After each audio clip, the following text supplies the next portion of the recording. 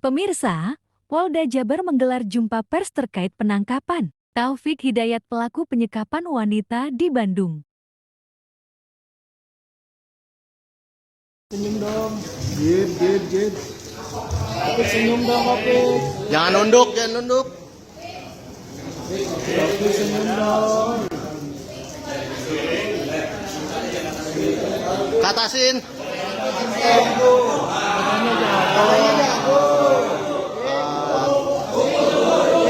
Motor gua telat 2 bulan nih, Pak.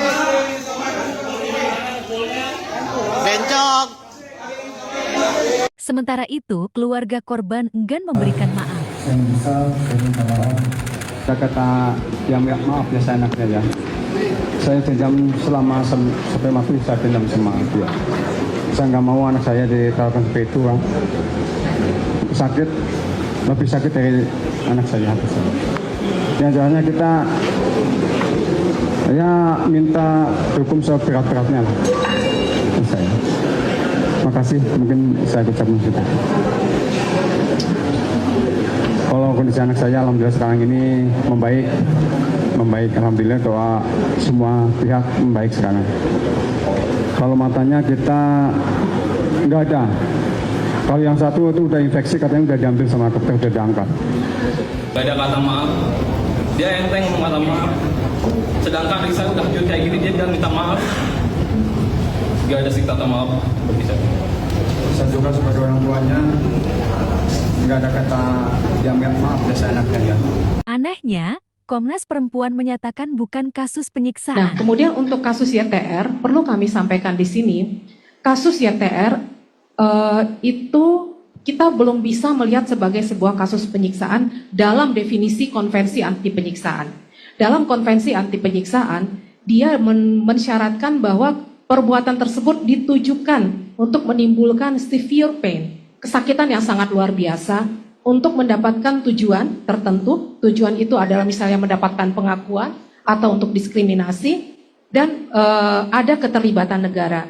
Dalam kasus YTR, kita sudah melihat bahwa memang ada tindakan yang menimbulkan severe pain. Jadi itu dampaknya sangat luar biasa.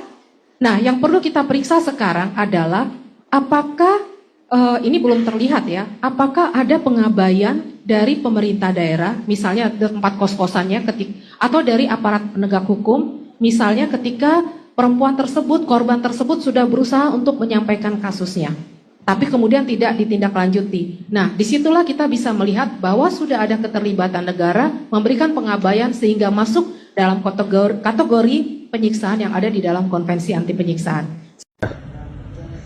Halo Komnas Perempuan. Di subuh hari saya lihat medsos, aku benar-benar geram, marah sama kamu. Bagaimana kau bisa mengatakan bahwa yang dialami oleh Juvita bukan penyiksaan? Kepalanya penuh luka, penuh belatung, infeksi. Itu bukan penyiksaan. Bibirnya disayat, itu bukan penyiksaan. Komnas Perempuan, entah siapa namamu, kalau bibirmu disayat itu penyiksaan atau apa? Disayat-sayat. Kalau habis disayat, kepala kamu dikebukin pakai helm, luka, dikunci, apa itu bukan penyiksaan? Padahal kan tugasmu untuk melindungi perempuan. Kamu dibayar dari pajak yang kita bayar. Perutmu itu diisi oleh makanan yang dibeli dari gaji, yang dibeli dari pajak yang kita bayar. Bulan ini saya berapa miliar saya bayar pajak PPN, dan itu akan dipakai oleh negara antara lain membayar gajimu untuk mengisi perutmu. Halo DPR, mohon segera ini pejabat segera dipanggil hari Senin. Halo Bapak Presiden, ini Komnas Perempuan dipecat, sangat tidak pantas. Padahal tugas dia kan melindungi perempuan. Benar-benar, masa bukan penyiksaan? Bibirnya disayat, digunting, kepalanya penuh luka, penuh belatung, penuh infeksi, dikunci berhari-hari, berbulan-bulan. Benar-benar kalau saya ketemu kamu, Gua nggak tahu gua ngapain deh. Gua marah bener sama kamu, marah bener ya. Saya banyak lihat medsos walaupun saya jauh ada di Singapura sekarang ini ya. Benar-benar Bapak Presiden Prabowo pecat ini orang. Salam Mawan Pares.